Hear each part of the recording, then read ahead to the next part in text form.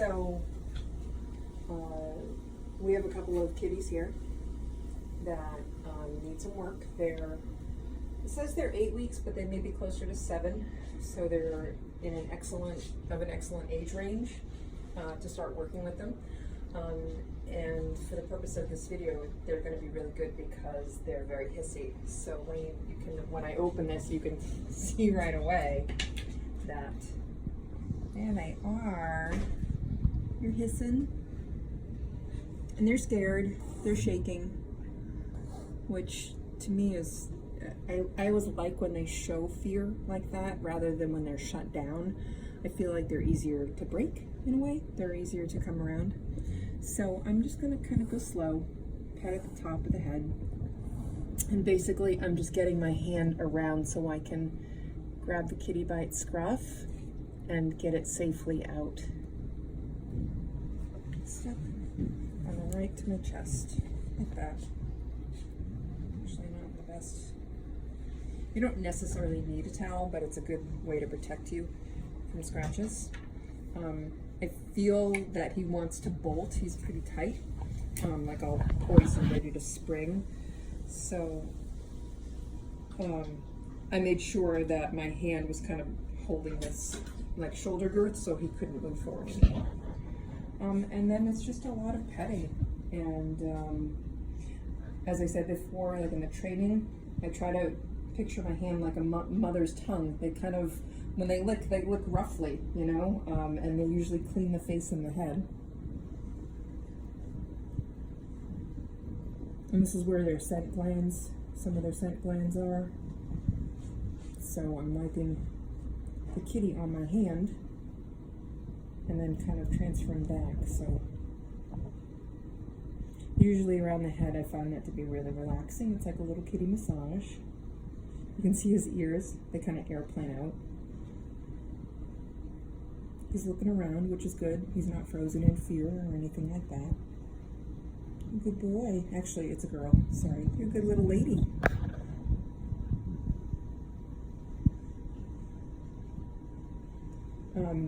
I also like to move down the body. I kind of do little scritchy with my fingers, you know, like little finger massage. And she's not doing too bad with it. She's still a little bundle of nerves, and you can see her shake, but she's doing okay. And just a lot of this every couple of hours. Does it still feel like she's gonna bolt? No, she's not as sprung, you know, she's not as wound like she's gonna go. But if I do maybe a sudden move, or if there's a noise, she certainly could, and I don't have the best hold on her, so it is possible that she could spring out of my arms.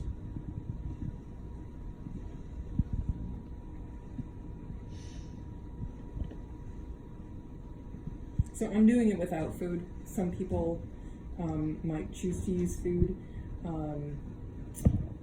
And food is obviously really good, but they already had breakfast, so they shouldn't be that hungry right now, so we kind of missed that window of opportunity. And look at it, she's kind of like perked up. She's looking around the room, which is great. She's curious.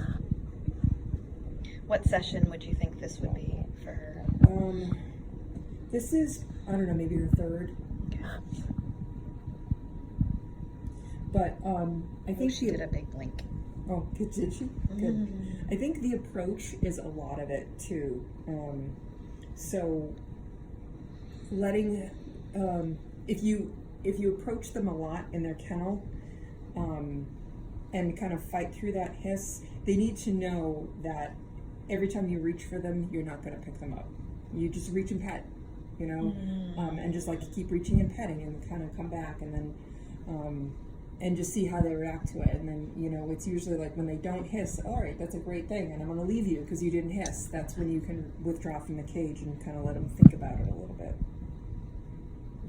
Turn around, let them see your pretty face.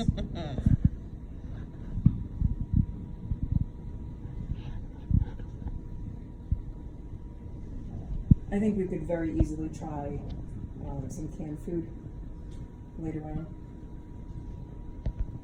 She's doing really well. It won't take her long. Oh, she's following me.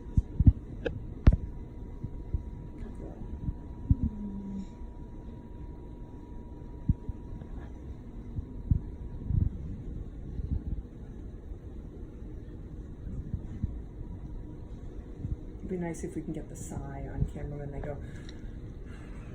So you feel that? No, I didn't get it now, but I'm But just you saying do. you do, and you can Wow. see it, and it's pretty neat. So she hasn't done it yet, but you definitely feel it Yes. when Yeah. they do. Yeah. She wants to explore. You turn around. So you're still giving her enough wiggle room, so to speak. Yes. Yeah. She needs to trust me. That I'm So you're not I'm holding not her gonna- tight. Yes, Okay. right. So she still has the ability to move. And she needs to know that we're, like, an interaction with a human is a good thing. I don't want to manipulate her. I don't want to restrain her.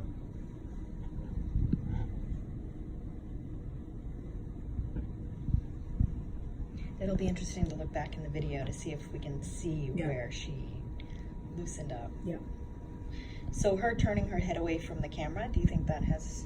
I think that's good. I think she's curious about her environment. She may also be looking a little bit for an escape route, but I'm not going to give her one. I'm not going to, let her go. I think she's just kind of, it's natural for them to be like, oh, if I were to jump out of her arms, where can I go?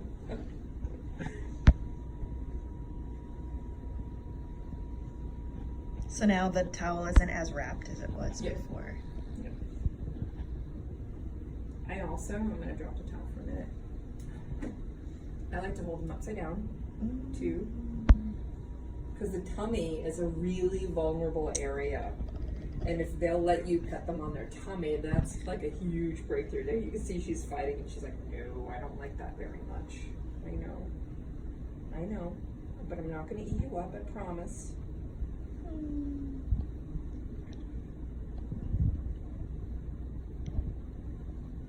When I get younger kittens, like really younger than this, one of the sounds kind of perverse, and I'm sorry for it, but sometimes one of the first things I'll do is I'll stimulate them to go to the bathroom, because that's what a mother would do, right? So when they're like younger, but still they're old enough where they can hold it and they can use the bathroom, I might still stimulate them to be like, this is me, I'm your mom now, To create that bond. Yeah, exactly. Now she's moving. Yeah.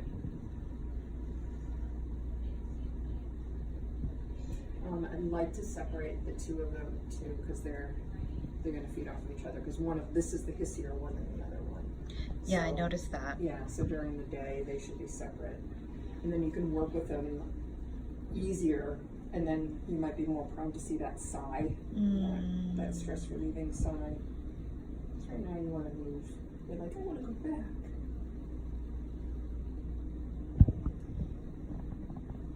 At what point is it overwhelming? I would say overwhelming is usually going to be in the very beginning. Okay. When you catch them and they're not calming down in your arms. And like sometimes they're so afraid they actually defecate. That is overwhelming. It's very rare that you get that. Very rare. That might be like a 4 to 5 month old that doesn't want, that you're not going to be able to break. Yeah. But this one, who needs a nail trim, this one's fine. Well, those ears are back again. Yeah. And I can feel her shaking, which I like when they shake. To me, it's like the precursor to the sigh. Because it takes more energy to be afraid than it does to trust, you know?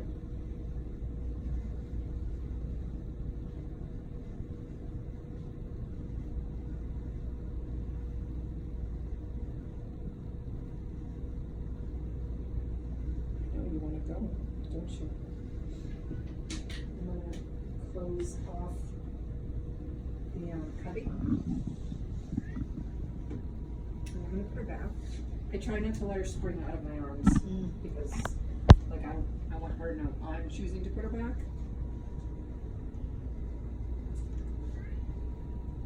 I know. She's still hissy. I'm petting her ears. Can you see her? Mm-hmm. And that's why I think in the cage time petting is really important as well.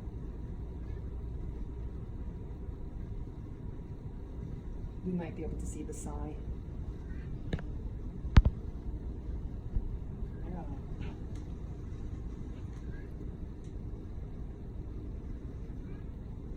Good job. You're doing well. Coming over.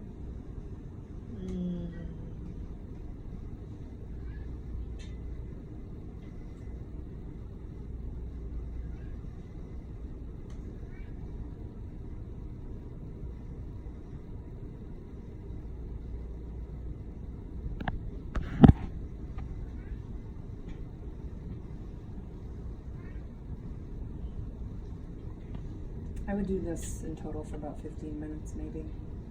You lose track of time sometimes. So far, 11 minutes. Oh.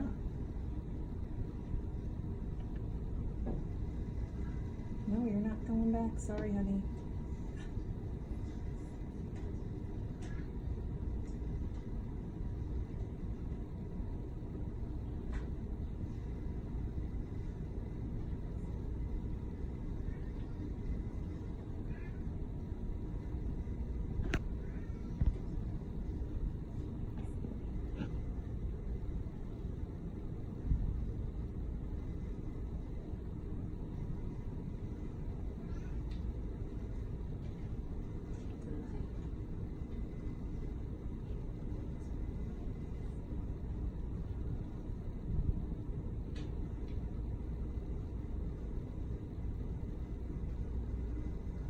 Squinting a little bit, which is good.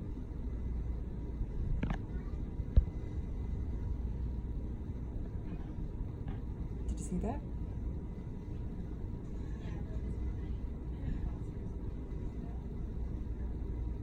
When I get the sign, that's when I usually withdraw. Because it was a good thing. Good girl. She's awesome.